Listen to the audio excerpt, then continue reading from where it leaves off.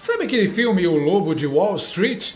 Aquele em que Jordan Belfort, vivido pelo Leonardo DiCaprio, passa o filme inteiro enganando o meio mundo, ganhando rios de dinheiro, vivendo como um príncipe, cheirando mais do que um tamanduá hiperativo e achando que nada nem ninguém o pegaria. Pois é, até o FBI bater na porta. Aí o lobo foi enjaulado e acabou delatando todo mundo. Colegas, sócios, cúmplices, os mesmos que ele chamava de irmãos. Um por um, ele entregou todos para salvar a própria pele. E olha que coincidência deliciosa. Essa semana, o ministro Luiz Roberto Barroso anunciou sua aposentadoria do STF e pouco depois apareceu praticamente implorando para os Estados Unidos devolverem o visto dele. Pois é, o homem que adorava dar lição de moral agora está prestes a dar lição de delação. Tudo indica que, para recuperar o green card emocional, Barroso vai fazer o mesmo que o Lobo de Wall Street, só que sem Wall Street, sem carisma e sem DiCaprio. Porque, no caso dele, o apelido certo não é o Lobo de Wall Street, é o Poodle de Brasília.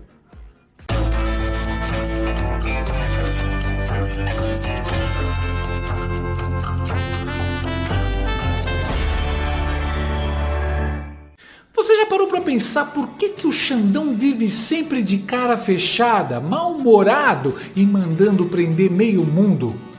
Pois é, talvez seja porque ele não tem cabelo. A calvície não afeta só a aparência, derruba a autoestima, o bom humor. Homens e mulheres, principalmente na menopausa, sabem bem o peso disso.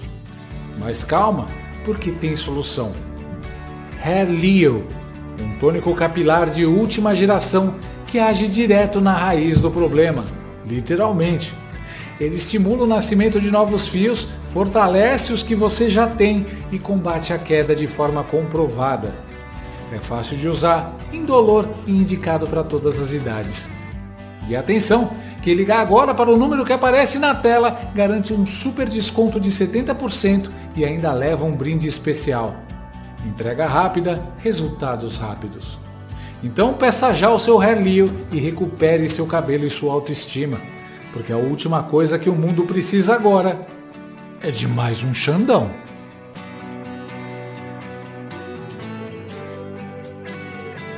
Luiz Roberto Barroso, o homem que subiu ao topo da toga, conquistou prestígio, prêmios, microfones, tapinha nas costas e convites para palestras em Harvard.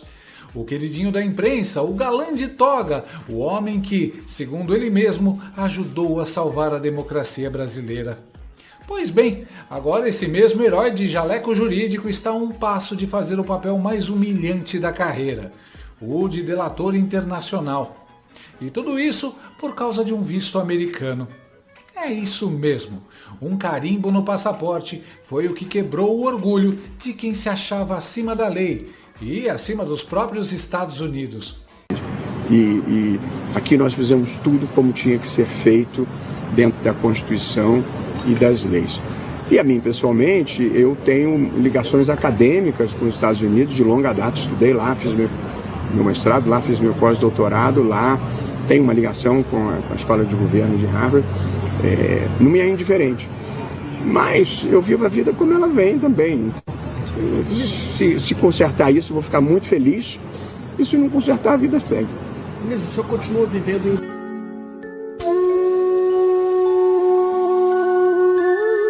Barroso confidenciou a interlocutores que se sente o mais atingido pelas sanções impostas pelo governo Donald Trump.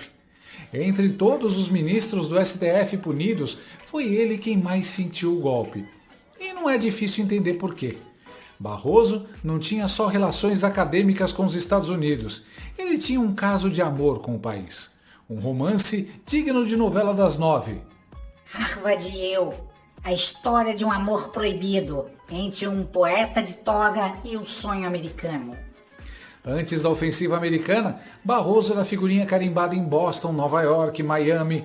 Professor em Harvard, palestrante em fóruns globais, consumidor de brunches com avocado toast e suco verde no bairro de Cambridge.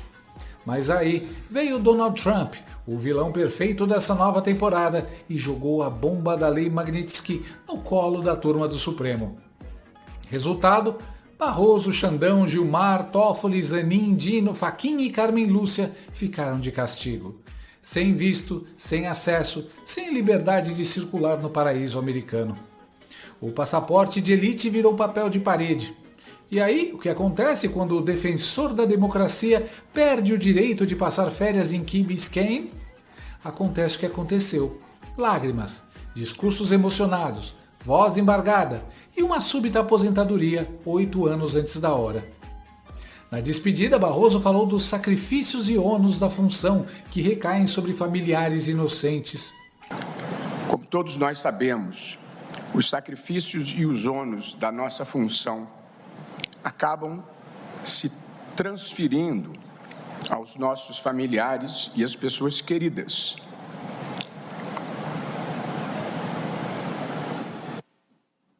Que sequer têm qualquer responsabilidade pela nossa atuação.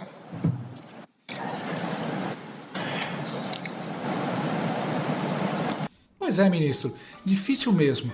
O filho teve que largar o emprego no BTG Pactual de Miami, empacotar os ternos e voltar para o Brasil.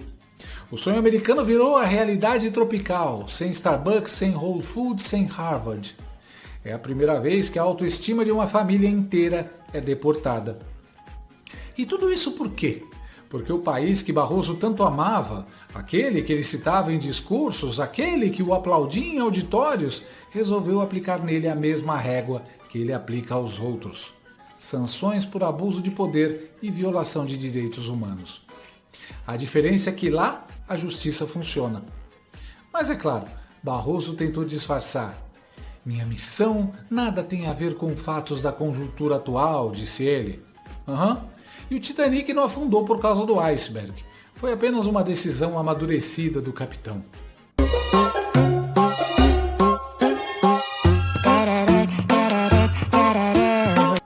Barroso tenta convencer que sua saída do STF é um ato sereno, filosófico, quase espiritual.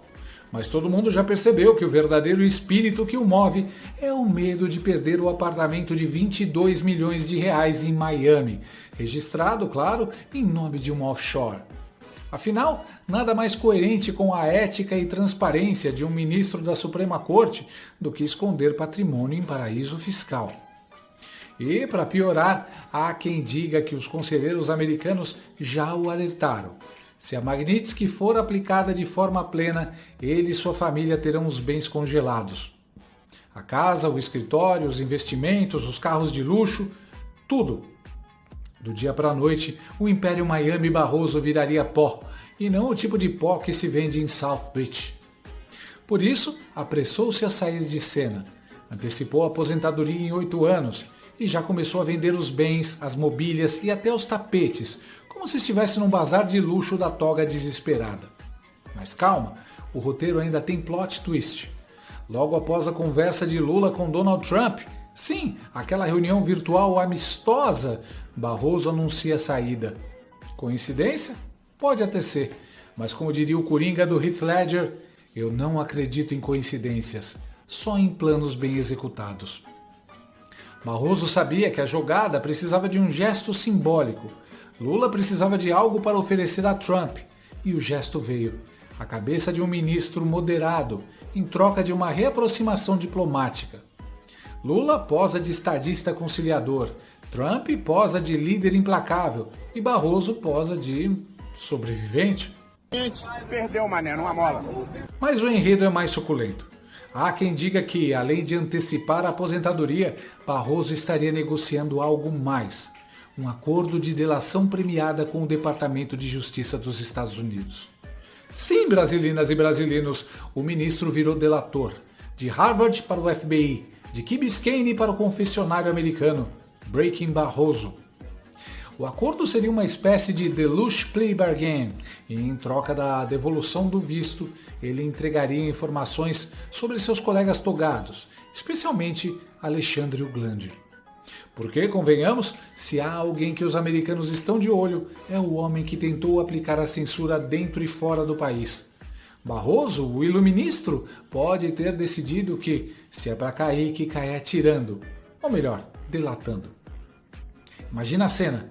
Barroso sentado diante dos agentes do DOJ, mãos cruzadas, olhar compenetrado, citando a Constituição Americana de 1787, entre uma confissão e outra. Meu nome é Luiz Roberto Barroso. Eu estou aqui para colaborar. Afinal, como diz o Manual dos Corruptos Arrependidos, quando o castelo desaba, só resta negociar os destroços. E se a troca for justa, um visto por uma delação, Barroso sai ganhando. Os americanos ficam com a narrativa, o Brasil com o espetáculo e o STF com o pânico. Porque se o Barroso da Harvard resolver abrir o bico, não sobra toga limpa em Brasília. E é justamente por isso que o clima entre os ministros está mais tenso do que jantar de família com herança para dividir. Barroso teria confidenciado que acha injusto o que aconteceu com Alexandre e sua esposa. Mas, curiosamente, não se solidarizou a ponto de compartilhar o mesmo destino. Ele quer salvar o visto, quer salvar o apartamento, quer salvar o ego. E quem tem tanto para perder sempre acaba falando demais. Nós derrotamos o bolsonarismo. Barroso pode até dizer que sai por razões pessoais, mas o script é claro. Ele está pulando do barco antes que o torpedo Magnitsky chegue. É o clássico instinto de autopreservação, aquele mesmo que a psicologia política ensina. Ninguém sai por altruísmo, só por medo. E medo ele tem de sobra. Medo de bloqueio de contas, medo de confisco, medo de ser o próximo no noticiário internacional. Aquele que gostava de ser chamado de jurista global, agora é global no sentido de sancionado. Mas não sejamos injustos. Ele ainda pode conseguir o que quer. Basta fazer o que tantos outros fizeram antes. Colaborar, entregar, delatar. Se confessar aos bastidores do STF, as pressões, as reuniões, as decisões políticas travestidas de sentenças, quem sabe o governo americano o perdoe. Quem sabe o visto volte. Quem sabe Harvard o receba de braços abertos.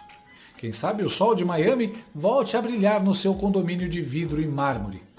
Afinal, se Saul Goodman conseguiu sobreviver a Walter White, talvez Barroso também consiga sobreviver a Alexandre de Moraes.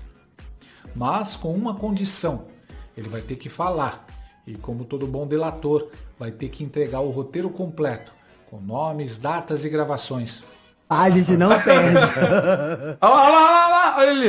Igual. Meu irmão.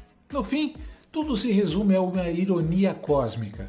O homem que se achava juiz do mundo agora implora para ser absolvido pelo sistema que ele venerava. A justiça americana, que ele sempre tratou como modelo, agora é o seu tribunal de apelação moral. Barroso não chora por arrependimento, chora porque perdeu o clube dos brunches, o visto americano e o acesso ao duty free de Miami. Chora porque descobriu que o poder que ele tanto idolatrava tem prazo de validade e não é renovável sem o aval do tio Sam. Anos de prestígio, influência e bajulação ruíram por causa de uma assinatura num decreto americano. A toga mais estrelada do país virou figurante no Tribunal do Império.